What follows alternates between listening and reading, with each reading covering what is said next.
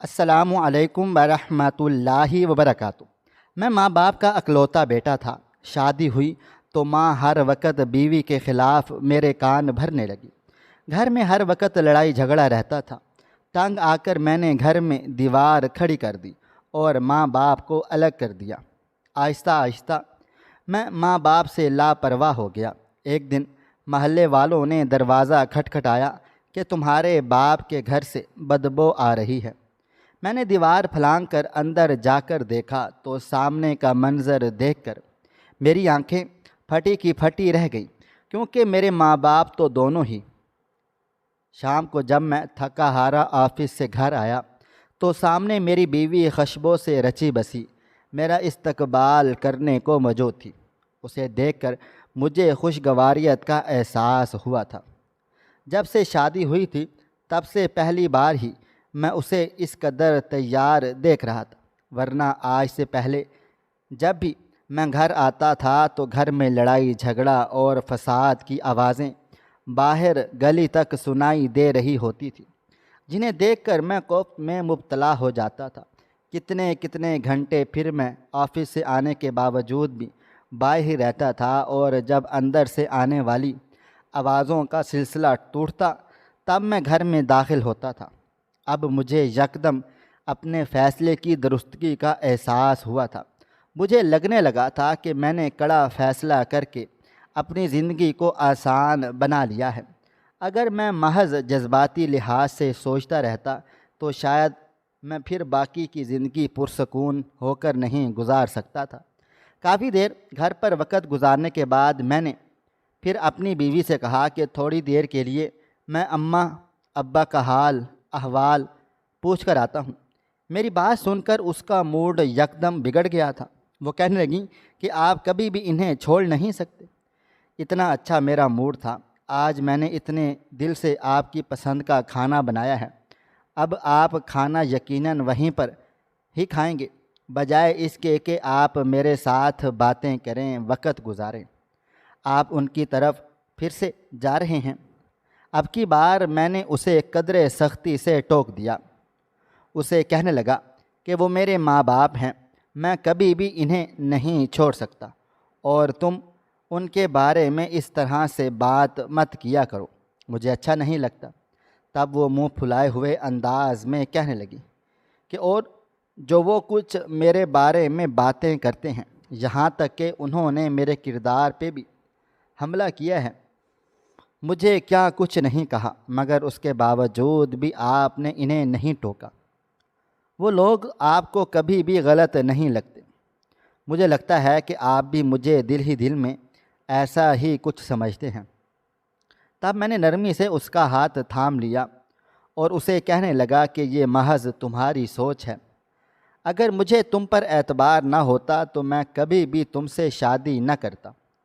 اس وقت بھی تم میرے کمرے میں میری بیوی کے روپ میں موجود نہ ہوتی۔ مجھے تم پر یقین تھا، تبھی میں نے الگ گھر لے لیا، ورنہ میں اپنے ماں باپ کی بات پر اعتبار کر کے تمہیں گھر سے نکال دیتا۔ جانتا ہوں کہ انہوں نے مجھ بہت محنت سے پالا پوسا، پڑھایا لکھایا، مجھ پر ان کا ہی زیادہ حق ہے، مگر میں اپنی زندگی برباد کرنے کا حق کسی کو بھی نہیں دے سکتا۔ میرے لیے میرا ذہنی سکون سب سے بڑھ کے ہے۔ ان کی اطاعت بھی اپنی جگہ، اور میں انہیں بھی نہیں چھوڑ سکتا۔ یہ سن کر میری بیوی خاموش ہو گئی تھی اور کہنے لگی کہ آپ جلدی واپس آ جائیے گا، میں کھانا لگانے لگی ہوں۔ جب تک آپ واپس نہیں آئیں گے میں کھانا نہیں کھاؤں گی۔ جب اماں ابا کی طرف آیا تو وہ بہت ہی زیادہ اداس تھی۔ مجھے دیکھتے ہی اماں بھڑک اٹھی اور کہنے لگی کہ تمہیں تمہاری بیوی نے آنے کی اجازت دے دی؟ تمہیں خیال کیسے آیا اپنے بوڑھے ماں باپ کا؟ تم وہاں پر رہتے، اپنی بیوی کی دل جوئی کرتے۔ اماں کی باتوں کو میں نے مشکل سے نظر انداز کیا اور ان کے پاس بیٹھ کر حال احوال پوچھنے لگا۔ تب وہ کہنے لگے کہ تمہیں جلد ہی اس بات کا نتیجہ بھی حاصل ہو جائے گا کہ تم نے اپنی ماں کو جھٹلایا، اس کی بات پر یقین نہیں کیا، اور کل کی آئی ہوئی لڑکی پر اعتبار کر کے تم اسے لے کر یہاں سے چلے گئے۔ جلد ہی تمہیں اندازہ ہو جائے گا کہ تم نے کتنا غلط فیصلہ کیا ہے۔ اماں کے پاس آتے ہی انہوں نے پھر سے مجھے میری بیوی کے خلاف بھڑکانا شروع کر دیا تھا، اور یہ بات مجھے بالکل بھی پسند نہیں تھی۔ میں تھوڑی دیر بیٹھا اور پھر واپس چلا گیا۔ گھر واپس جاتے ہوئے میرا دل بہت بوجھل تھا۔ میں سوچ رہا تھا کہ میری بیوی بالکل صحیح کہہ رہی تھی کہ میرے ماں باپ اس کے ساتھ کبھی بھی مخلص نہیں ہو سکتے۔ اب تو اس نے امی کو کچھ بھی نہیں کہا۔ آج تو ان دونوں کی آپس میں کوئی بھی بات چیت بھی نہیں ہوئی، مگر اس کے باوجود بھی امی اس سے خوش نہیں ہیں۔ شادی کو 2 ماہ کا ہی عرصہ گزرا تھا۔ میں نے اپنے دوست کی بہن کے ساتھ شادی کی تھی۔ اس شادی میں میرے امی ابو کی رضامندی شامل حال نہیں تھی۔ امی اپنی بھانجی کو بہو بنانا چاہتی تھی، تو ابا اپنی بھتیجی کو۔ ان دونوں کا آپس میں ہر روز اسی بات پر جھگڑا رہتا تھا، اور میں اس بات سے جھنجلا جاتا تھا کیونکہ مجھے ان دونوں میں کوئی بھی خاص دلچسپی نہیں تھی، بلکہ میں اپنی دوست کی بہن کو پسند کرتا تھا۔ اس کی خوبصورتی، اس کا رکھ رکھاؤ دیکھ کر میں اس کی طرف دل و جان سے مائل ہو گیا تھا، مگر اماں ابا کے ڈر کی وجہ سے میں یہ بات کسی کو بتانے سے قاصر تھا۔ جانتا تھا کہ وہ یہ سنتے ہی غصے میں آ جائیں گے، مگر یہ بات انہیں بتائے بغیر کوئی چارہ بھی نہیں تھا۔ یوں بھی رشتہ ان دونوں نے ہی لے کر جانا تھا۔ اس دن جب امی اور ابو میں تکرار زیادہ بڑھ گئی تو میں نے پھر ان دونوں کے درمیان اپنی خواہش کا اظہار کر دیا تھا۔ یہ سن کر امی جان تو غصے سے آگ بگولا ہو گئیں۔ وہ کہنے لگی کہ وہ لڑکی کسی طرح سے بھی قابل قبول نہیں ہے، وہ تمہارے لائق نہیں ہے۔ تم نہیں جانتے کہ اس کی شہرت اچھی نہیں ہے۔ کتنے ہی تمہارے جیسے گدھے ہیں جو اس لڑکی کے پیچھے پاگل ہیں۔ امی جب الزام تراشی پر اتر آئی تو میری برداشت بھی جواب دے گئی۔ میں امی سے کہنے لگا کہ آپ اس کے ساتھ میری شادی نہیں کرنا چاہتی نہ کریں، مگر آپ کو یوں کسی شریف لڑکی پر الزام تراشی کرنے کا کوئی بھی حق نہیں ہے۔ میں نہیں جانتا تھا کیسے، مگر میرا لہجہ خاصا بلند ہو گیا تھا، مگر یہ دیکھ کر امی کو اور بھی زیادہ غصہ آ گیا۔ وہ کہنے لگیں کہ وہ لڑکی ابھی گھر آئی نہیں اور تم ہمارے مقابلے میں آ گئے۔ اگر وہ اس گھر میں آ گئی تو وہ ہمیں گھر سے باہر نکال دے گی۔ تب میں وقتی طور پر خاموش ہو گیا تھا، مگر میں نے دل میں پکا ارادہ کر لیا تھا کہ میں عالیہ کے علاوہ کسی اور سے شادی کبھی بھی نہیں کروں گا۔ کچھ دن کے بعد جب مجھے معلوم ہوا کہ عالیہ کا کسی گھرانے سے رشتہ آیا تھا تو یہ جان کر مجھے سخت صدمہ پہنچا تھا، اور حیرت کا جھٹکا تو مجھے تب لگا جب عالیہ کی مجھے روتے ہوئے کال آئی۔ وہ مجھے کہنے لگی میں آپ کو بہت پسند کرتی ہوں، اور آپ کے علاوہ میں کسی اور سے شادی کرنے کے بارے میں سوچ بھی نہیں سکتی۔ آپ کسی طریقے سے اس شادی کو رکوا دیں اور اپنے پیرنٹس کو لے کر میرے رشتے کے لیے فوراً سے آ جائیں۔ یہ سن کر جہاں مجھے خوشی کا احساس ہوا کہ وہ بھی مجھے پسند کرتی ہے، وہیں پر اب میں نے اس بات کا بھی فیصلہ کر لیا تھا کہ اب کسی صورت میں عالیہ کو نہیں چھوڑوں گا، اس سے دستبردار نہیں ہوں گا۔ تب میں نے اپنے ماں باپ کے سامنے زندگی میں پہلی بار ضد کی کہ میں اگر شادی کی تو عالیہ سے کروں گا، اس کے علاوہ میں کسی کا نام بھی نہیں لوں گا، چونکہ امی ابو بھی اس بات کو اچھے سے سمجھ گئے تھے کہ اگر کسی خاندان میں ایک لڑکی کا رشتہ کیا تو دوسرے والے ناراض ہو جائیں گے۔ اسی وجہ سے انہوں نے میری بات ماننے کی حامی بھر لی تھی، اور جب وہ عالیہ کا رشتہ لینے کے لیے چلے گئے تو ان لوگوں نے بھی ہاں کر دی تھی، مگر نہ جانے کیوں امی جان اس بات سے سخت خفا تھی۔ وہ عالیہ کو بالکل بھی پسند نہیں کرتی تھی، حالانکہ میں جانتا تھا کہ عالیہ بہت اچھی لڑکی ہے۔ وہ جب اس گھر میں آئے گی تو اپنی خدمت گزاری سے امی جان کا دل جیت لے گی۔ میں انہی خوش گمانیوں میں جی رہا تھا، اور پھر شادی کا دن بھی آ گیا تھا۔ چند دن تو پرسکون انداز میں گزرے تھے۔ ایک ہفتے کے بعد جب میں آفس سے گھر واپس آیا تو گلی میں جیسے ہی میں پہنچا وہاں پر بہت سارے لوگ کھڑے ہوئے تھے جو ہنستے ہوئے نہ جانے کیا کیا باتیں کر رہے تھے۔ وہ سب لوگ ہمارے گھر کے سامنے کھڑے تھے اور گھر سے شور کی آوازیں سنائی دے رہی تھیں۔ میرے ساتھ زندگی میں یہ پہلی بار ہوا تھا کہ میرے گھر سے اس قدر شور کی آوازیں آ رہی تھیں۔ میں قدرے بوکھلا سا گیا تھا کہ نہ جانے کیا ہو گیا ہے۔ جب میں گھر آیا تو یہ دیکھ کر میرا حیرت سے منہ کھلے کا کھلا رہ گیا تھا کہ امی اور عالیہ آپس میں جاہل عورتوں کی طرح ہاتھ نچا نچا کر لڑ جھگڑ رہی تھی اور ان کے شور و گل کی آواز گلی تک جا رہی تھی۔ کتنی دیر تک تو میں صدمے کے مارے کچھ بول نہ سکا، اور پھر جب کچھ بولنے کے قابل ہوا تو میں نے غصے سے عالیہ کو ڈانٹ دیا اور امی سے بھی کہنے لگا کہ آپ دونوں نے اس قدر شور کیوں مچایا ہوا ہے؟ جانتی ہیں کہ آپ کی آواز کہاں کہاں تک جا رہی ہے؟ امی کہنے لگی کہ تمہیں میں نے پہلے بھی کہا تھا کہ یہ لڑکی تمہارے قابل نہیں ہے، تم اس کے ساتھ شادی مت کرو، یہ اچھی لڑکی نہیں ہے، مگر تم نے میری بات نہیں مانی۔ امی جان کی باتیں سن کر میرا دماغ چکرا گیا تھا۔ میں نے ایک نظر عالیہ کے چہرے کی طرف دیکھا تھا، وہ غصے سے لال سرخ ہو رہی تھی۔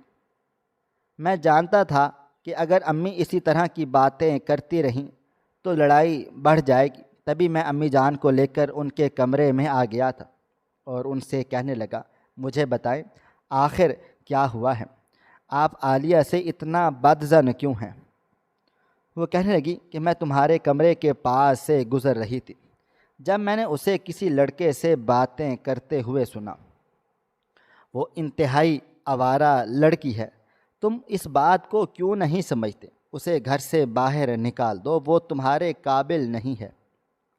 امی جان نے جب عالیہ پر یہ الزام تراشی کی تو صدمے کے بارے میں کتنی دیر تک کچھ بول ہی نہ سکا تھا۔ پھر جب میں کمرے میں آیا تو میں بالکل خاموش اور گمسم سا تھا۔ عالیہ نے مجھے یوں چپ چاپ دیکھا تو وہ بھی امی جان کی شکایتیں لگانے لگی کہ وہ اس پہ بلا وجہ روک ٹوک کرتی ہیں، بات بات پر اس پہ تنقید کرتی ہیں۔ عالیہ نہیں جانتی تھی کہ امی جان نے اس پر کتنا بڑا الزام لگایا تھا، ورنہ نہ جانے کیا سے کیا ہو جاتا۔ عالیہ کو میں نے سمجھا دیا کہ امی جو بھی کہتی ہیں تم ان کی بات کو ایک کان سے سن کر دوسرے کان سے نکال دیا کرو، وہ بڑی ہیں اور بڑوں کے ساتھ مقابلہ نہیں کیا جاتا۔ مگر دن بدن گھر کا سکون میرے لیے برباد ہوتا چلا جا رہا تھا۔ روز ان دونوں کی لڑائی جھگڑا سن کر میں پاگل ہو چکا تھا۔ امی سر عام عالیہ کے کردار کشی کرنے لگیں، اور اگر میں اس کی طرف داری کرتا تو ابو بھی درمیان میں آ جاتے اور کہتے کہ تمہاری ماں بالکل ٹھیک کہہ رہی ہے، تمہاری بیوی ایسی ہے، تم اس پہ نظر رکھو، تم اس کے موبائل فون کو چیک کرو، وہ کس سے باتیں کرتی ہے، سارا دن کیا کرتی ہے۔ مگر مجھے اپنی بیوی پر اعتبار تھا، میں ایسا کیوں کرتا؟ میں جانتا تھا کہ امی ابو میری عالیہ کے ساتھ شادی کرنا ہی نہیں چاہتے تھے، وہ پہلے سے ہی اسے ناپسند کرتے تھے اور اب وہ اسے میری زندگی میں برداشت نہیں کر پا رہے تھے۔ دوسری طرف خالہ اور پھپھو نے بھی ہمارے گھر میں آنا جانا بند کر دیا تھا۔ ان لوگوں نے بھی امی ابو سے ناراضگی بنا لی تھی۔ ان کا کہنا تھا کہ اگر آپ کو اپنے خاندان سے لگاؤ ہوتا تو کسی ایک کے ساتھ تو بنا کر رکھتے، مگر آپ نے تو خاندان سے باہر رشتہ کر کے یہ ثابت کر دیا کہ آپ کو رشتوں کا پاس نہیں ہے۔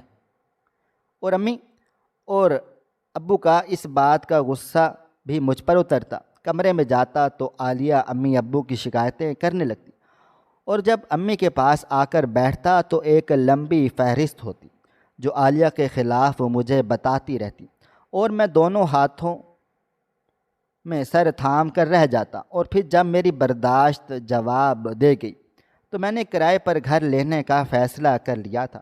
جب امی جان کو اس فیصلے سے آگاہ کیا تو وہ حیرت سے مجھے دیکھتی رہ گئی تھی، پھر کہنے لگی کہ آخر اس چڑھیل نے تمہیں ہم سے چھین ہی لیا۔ میں جانتی تھی کہ وہ لڑکی ایسا ہی کرے گی، اگر خاندان کی لڑکی ہوتی تو کبھی بھی تم میں ہم سے علیحدہ نہ کرتے، اور تم بھی تو ہم سے جڑے رہتے، مگر تم تو ہمیں غلط سمجھتے ہو۔ تمہارے تو خیر خواہ وہی ہیں اور تم اسی کی بات پر ہی یقین کرو گے۔ اب تم بھلا ماں کی بات کیوں کر سنو گے؟ مجھے میرا ذہنی سکون سب سے زیادہ عزیز تھا، اس لیے میں نے یہ کڑوا گھونٹ بھرا تھا، اور پھر عالیہ کو لے کر جب میں الگ گھر میں شفٹ ہو گیا تو تب مجھے قدر سکون کا احساس ہوا تھا۔ ہر دوسرے تیسرے دن میں امی ابو کے گھر جاتا تھا، ان کا حال احوال پوچھتا، مگر جب وہ مجھ سے ناراضگی کا اظہار کرتے اور مجھے دیکھ کر منہ دوسری طرف پھیر لیتے تو میرا دل برا سا ہو جاتا تھا۔ میں پھر خاموشی سے اٹھ کر واپس آ جاتا۔ انہی دنوں عالیہ بہت زیادہ خوش رہنے لگ گئی تھی، وہ ماں بننے والی تھی، اور جب مجھے بھی یہ بات معلوم ہوئی تو میری بھی خوشی کا کوئی ٹھکانہ نہیں تھا۔ میں بھاگتے ہوئے امی ابو کو یہ خوشخبری سنانے چلا گیا، مگر انہوں نے یہ کہہ کر میری ساری خوشیوں پر پانی پھیر دیا کہ تم کیسے جانتے ہو کہ یہ بچہ تمہارا ہے؟ تب امی جان کی اتنی بڑی بات سن کر میرا دل دکھ سے بڑھ گیا تھا کہ وہ میری بیوی کے بارے میں کتنا غلط سوچتی تھی۔ اس کے بعد میرا وہاں پر جانے سے دل ہی اچاٹ ہو گیا تھا۔ 2 ہفتے گزر گئے تھے، 2 ہفتوں سے میں ایک بار بھی امی ابو سے ملنے کے لیے نہیں گیا تھا۔ اس دوران عالیہ نے مجھ سے 2-3 بار اس کی وجہ پوچھی تھی۔ وہ کہنے لگیں کہ آج کل آپ اپنے امی ابو کی طرف نہیں جاتے، کہیں ایسا نہ ہو کہ وہ اس کا ذمہ دار بھی مجھے ہی ٹھہرا ڈالیں کہ میں آپ کو ان سے ملنے سے منع کر دیتی ہوں۔ تب میں نے اسے کہہ دیا کہ میں یہ باتیں سن سن کر تنگ آ چکا ہوں، مجھے ذہنی سکون کی اشد ضرورت ہے۔ امی ابو کی طرف جاتا ہوں تو وہ بھی ایسے ہی باتیں سنا کر مجھے ذہنی اذیت دیتے رہتے ہیں، اور تم بھی مجھے ذہنی تکلیف پہنچاتی رہتی ہو۔ اگر تم بھی ایسے ہی باتیں کرتی رہی تو میں گھر بھی آنا چھوڑ دوں گا۔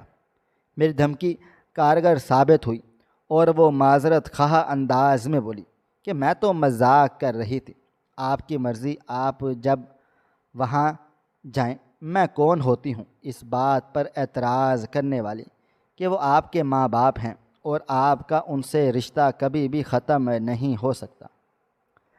2 ہفتے اس بات کو گزر چکے تھے۔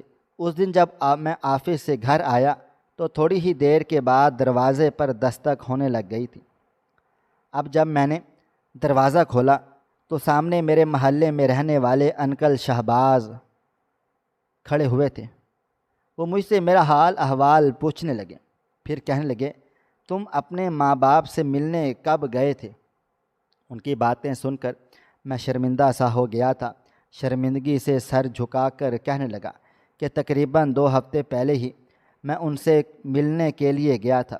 تب وہ کہنے لگے، مجھے لگتا ہے کہ وہاں پر کوئی گڑبڑ ہے۔ کتنے دن گزر گئے ہیں، تمہارے ماں باپ کو نہیں دیکھا۔ عموماً وہ محلے میں آتے جاتے نظر آ جاتے ہیں۔ تمہارے ابو جان ہمیشہ قریبی مسجد میں نمازیں ہی پڑھتے ہیں، مگر پچھلے کافی دنوں سے وہ مسجد میں بھی نہیں آ جا رہے۔ گھر کا دروازہ بھی اندر سے بند ہے، نہ جانے کیا مسئلہ مسائل ہے۔ نہ تو ان کے باتیں کرنے کی آوازیں سنائی دیتی ہیں، اور نہ ہی وہ کہیں بھی دکھائی دیتے ہیں۔ ان کی باتیں سن کر میں پریشان سا ہو گیا تھا، اور جلدی سے دیوار پھلانگ کر جب میں گھر میں داخل ہوا تو امی ابو کے کمرے کے دروازے کو باہر سے کنڈی لگی ہوئی تھی۔ یہ دیکھ کر میں پریشان سا ہو گیا کہ ان کے دروازے کو باہر سے کس نے کنڈی لگائی اور کیوں لگائی۔ پھر جب میں نے دروازہ کھولا تو اندر سے شدید بدبو نے میرا استقبال کیا تھا، اور جو کمرے کا منظر تھا اس نے مجھے اندر سے جھنجھوڑ کے رکھ ڈالا تھا۔ میرے ماں باپ دونوں مردہ حالت میں پڑے تھے، اور ان سے تیز بدبو کے بھبکے اٹھ رہے تھے۔ میں وہیں پر زمین پر بیٹھتا چلا گیا تھا۔ اپنی آنکھوں پر یقین ہی نہیں آ رہا تھا کہ یہ سب کیا ہو رہا ہے۔ پھر سب آنن فانن سب معاملات طے ہو گئے تھے۔ محلے کے لوگوں نے ہی اماں ابا کی تدفین میں میری مدد کی تھی، ورنہ میں تو اس قدر حواس باختہ ہو رہا تھا کہ کہ مجھے کچھ بھی سمجھ میں نہیں آ رہا تھا کہ یہ سب کچھ کیا ہو رہا ہے۔ اماں ابا کی موت میرے لیے معمہ تھی، میں کچھ بھی سمجھ نہیں پا رہا تھا۔ ان کی اچانک سے موت کیسے واقع ہو گئی تھی، خود پر بھی پچھتاوا ہو رہا تھا کہ اتنے دنوں سے میں ان کی طرف سے غافل رہا، ان کا حال احوال پوچھنے کے لیے نہیں گیا۔ اگر میں وہاں پر چلا جاتا تو شاید یہ سب کچھ نہ ہوتا، شاید اتنے وقت تک ان کی لاشیں بے کفن نہ پڑی رہتی۔ میں جتنا پچھتاتا اتنا ہی کم تھا، میرا پچھتاوا ختم ہونے کا نام ہی نہیں لے رہا تھا۔ عالیہ نے مجھے ایسے وقت میں بہت سہارا دیا اور اس کی باتوں میں آ کر میں وقتی طور پر اپنے اس غم کو بھول سا گیا تھا۔ کچھ دنوں کے بعد اللہ تعالیٰ نے مجھے چاند سا بیٹا عطا کر دیا تھا۔ اسے پا کے میں بہت زیادہ خوش تھا، جیسے میری تمام تکلیفوں کا ازالہ ہو گیا ہو۔ میں سوچتا ہوں کہ آج اگر اماں ابا زندہ ہوتے تو کیا میرے بیٹے کو دیکھ کر وہ خوش ہوتے؟ ان کا میرے بیٹے کے بارے میں کیا خیال ہوتا؟ یقیناً وہ میرے بیٹے کو اپنانے سے بھی انکار کر دیتے، جیسے انہوں نے میری بیوی کو آج تک نہیں اپنایا تھا۔ وہ اس کے بچے کو بھلا کیسے پیار اور محبت دے سکتے تھے؟ یہ سوچ کر میں افسردہ ہو گیا تھا۔ نہ جانے کیوں میرے ماں باپ میری بیوی کے معاملے میں اتنے سخت دل ہو گئے تھے۔ وہ جانتے بھی تھے کہ میں اس سے بے پناہ پیار محبت کرتا ہوں، مگر اس کے باوجود بھی انہوں نے اسے اپنانے سے انکار کر دیا تھا، اور یہاں تک کہ مجھے اس سے بدظن کرنے کی کوششیں کرتے رہ گئے۔ اور میں جب یہ سب سوچتا تھا تو میرا دل خون کے آنسو رونے لگتا تھا۔ میری تو جیسے اپنے بیٹے میں جان تھی۔ گھر آنے کے بعد میں زیادہ تر وقت اپنے بیٹے کے ساتھ ہی گزارتا تھا۔ تبھی عالیہ مجھے مصنوعی غصے سے کہتی تھی کہ جب سے بیٹا پیدا ہوا ہے میں تو آپ کو نظر آنا بند ہو گئی ہوں، آپ تو مجھ سے زیادہ اس سے پیار کرنے لگے ہیں۔ اس دن مجھے آفس میں آئے 2 ہی گھنٹے گزرے تھے کہ اچانک سے میری طبیعت زیادہ خراب ہو گئی تھی۔ سر میں شدید درد ہو رہا تھا، جسم میں بھی تکلیف تھی۔ میں نے باس سے چھٹی لی۔ آج تو باس کا موڈ بھی کافی اچھا تھا، انہوں نے بنا کچھ کہے مجھے چھٹی دے دی تھی۔ گھر جب آیا تو میرے پاس ڈپلیکیٹ چابی موجود تھی، جس سے دروازہ کھول کر میں گھر میں داخل ہو سکتا تھا۔ جانتا تھا کہ اس وقت عالیہ بیٹے کو سلا رہی ہوتی تھی اور میں اسے ڈسٹرب نہیں کرنا چاہتا تھا۔ جب میں گھر میں داخل ہوا تو بیڈ روم سے آنے والی آوازیں سن کر میرے پاؤں جیسے زمین نے جکڑ لیے تھے۔ مجھے اپنے کانوں پر یقین ہی نہیں آ رہا تھا۔ میری وہ بیوی جس پر مجھے حد سے زیادہ اعتبار تھا، مان تھا، وہ مجھے دھوکہ دے رہی تھی۔ نہ جانے اس کے ساتھ یہ شخص کون موجود تھا، اور وہ ہنس کر اسے کہہ رہا تھا، مانتی ہو تم میری دور اندیشی کو؟ اگر میں تمہارے ساس سسر کو اس دن ٹھکانے پر نہ لگاتا تو کبھی بھی ہم یوں آزادی سے مل نہ رہے ہوتے۔ یاد ہے نا اس دن مجھے تمہارے گھر میں آتے ہوئے تمہارے سسر نے دیکھ لیا تھا، کتنا وویلا مچایا اس نے۔ اللہ کی پناہ، وہ تو شکر ہے کہ اس وقت محلے میں سے باہر کوئی مجھے دیکھنے والا نہیں تھا، تب بھی میں گھر میں گھس کر ان دونوں کا کام تمام کر کے وہاں سے بھاگ نکلا، ورنہ نہ جانے کیا سے کیا ہو جاتا۔ یہ کہہ کر وہ دونوں اونچے اونچے کہکے لگانے لگے تھے، اور میری بیوی کہنے لگی کہ میں تمہاری سمجھداری کی قائل ہو گئی ہوں۔ میں تو اس دن سخت پریشان ہو گئی تھی کہ اب مجھے یہ بوڑھا شخص میرے شوہر کی زندگی سے نکلوا دے گا، کیونکہ آج تو اس نے مجھے رنگے ہاتھوں پکڑ لیا تھا۔ اگر تمہارا دل و دماغ بر وقت کام نہ کرتا تو نہ جانے کیا سے کیا ہوتا۔ اور میں جیسے زمین پر بیٹھتا چلا گیا تھا، میرے دل کا درد بڑھنے لگا تھا۔ کچھ سمجھ میں نہیں آ رہی تھی کہ یہ سب کیا ہے۔ اپنی بیوی کے لیے ماں باپ کو جھٹلاتا رہا، ان کی باتوں پر یقین نہیں کیا، مگر میں کیا جانتا تھا کہ میرے ماں باپ کی باتیں سچی تھیں۔ میری بیوی ایک بد کردار عورت تھی جو میری موجودگی میں بھی کسی اور کے ساتھ عاشقی معاشقے چلا رہی تھی، جو مجھے دھوکہ دے رہی تھی۔ اب ایسی بیوی کو اپنی زندگی میں شامل رکھنے کا میں سوچ بھی نہیں سکتا تھا۔ میں نے اپنی بیوی کو طلاق دے دی تھی اور اس کے عاشق کو تھانے میں گرفتار کروا دیا تھا۔ پہلے وہ شخص اس بات سے انکار کرتا رہا، مگر پولیس کی تشویش کے سامنے وہ زیادہ دیر تک خود کو سہا نہیں پایا تھا۔ میری بیوی کو بھی سزا ہو گئی تھی، مگر میں نے اسے یہ سوچ کر معاف کر دیا تھا کہ وہ میرے بچے کی ماں ہے اور ایک عورت بھی ہے۔ یوں بھی میں نے اس کے ساتھ بہت اچھا وقت گزارا تھا، اس سے سچی محبت کی تھی۔ اسے جو میں نے سزا دے دی تھی وہ کافی تھی، اس سے زیادہ میں اسے سزا دینے کا قائل نہیں تھا۔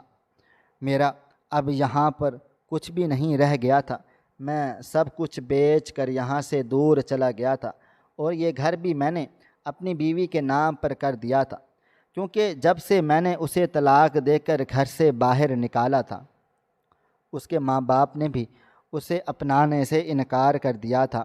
اس کی زندگی اجیرن بن گئی تھی، بھابھیوں نے اس کی ناک میں دم کر کے رکھ دیا تھا۔ ایسے میں اسے نہ صرف یہ گھر رہنے کے لیے دیا بلکہ معقول رقم بھی ہر مہینے اسے بھیجنے لگا تھا، مگر اس کے علاوہ میں نے اس سے اور کوئی تعلق واسطہ نہیں رکھا تھا۔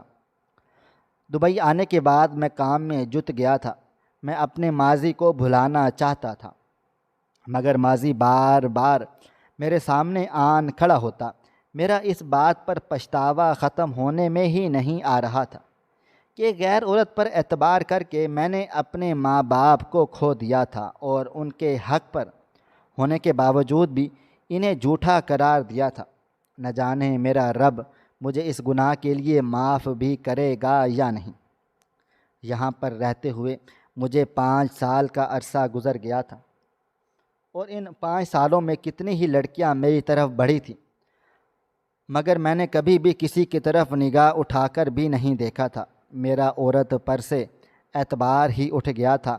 مجھے لگتا تھا کہ دنیا کی ساری عورتیں ایک ہی جیسی ہوتی ہیں، جو شوہر کو دھوکہ دینے سے نہیں گھبراتی، مگر میرے اس خیال کی نفی صبا نے کی تھی۔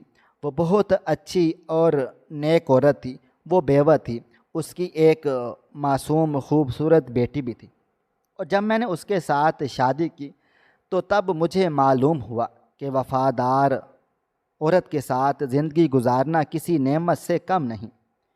میری غیر موجودگی میں بھی وہ میری عزت کی یوں ہی حفاظت کرتی تھی جیسے وہ میرے سامنے تھی۔ میں نے کئی بار اسے آزما کر دیکھا تھا، مگر اس میں نے کوئی عیب نہیں دیکھا تھا، اور ایک دن وہ مجھے کہنے لگی، میں آپ سے ایک بات پوچھوں؟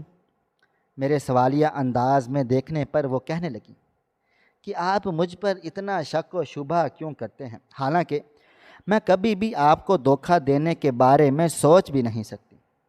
آپ کو آخر مجھ پر یقین کیوں نہیں آتا؟ تب میں نے مسکرا کر اس کا ہاتھ تھام لیا تھا اور اس سے کہنے لگا کہ میں نے زندگی میں کسی پر سب سے بڑھ کے اعتبار کیا تھا، اس سے محبت کی تھی، بھروسہ کیا تھا، مگر اس نے میرے اعتبار کو ٹھیس پہنچا دی۔ میری محبت، میرا خلوص، میرا پیار میرے منہ پر دے مارا، اور اب میں کسی پر اعتبار نہیں کر سکتا۔ وہ نم آنکھوں سے مجھے دیکھ کر کہنے لگی، مگر آپ اس بات پر یقین رکھیں کہ میں اس جیسی ہرگز نہیں ہوں، بلکہ دنیا کی کوئی بھی عورت ایک جیسی نہیں ہوتی۔ ہر عورت دھوکے باز اور بے وفا نہیں ہوتی، اور اس بات کا یقین تو مجھے بھی آ گیا تھا کہ میری بیوی میرے ساتھ وفادار ہے، اور جب میں نے اس کے سامنے اس بات کا کھل کر اظہار کیا تو وہ کھل کر مسکرا دی تھی، یہ سوچ کر کہ اس نے میرے دل میں عورت کا اعتبار بحال کر دیا تھا۔ ناظرین، مزید اس طرح کی سبق آموز کہانیاں سننے کے لیے ہماری ویڈیوز کو لائک کریں، شیئر کریں، اور ہمارے چینل کو ضرور سبسکرائب کریں۔ آپ کو ہماری آج کی کہانی کیسی لگی؟ کومنٹ باکس میں اپنی رائے کا اظہار ضرور کریں۔ ملتے ہیں کل ایک نئی اور دلچسپ کہانی کے ساتھ، تب تک آپ مجھے اجازت دیں۔ اللہ حافظ۔